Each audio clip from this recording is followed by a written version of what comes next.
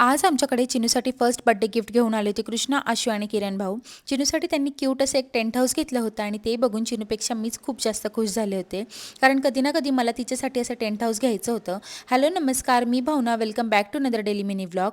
खरं तर आम्ही ठरवलं होतं की तिला खूप खेळणी घ्यायची नाहीत, ती जेव्हा स्वतः मागेल तेव्हाच ती तिला घेऊन द्यायची. पण खरं सांगू का, तिच्यापेक्षा आम्हालाच जास्त हौस असते.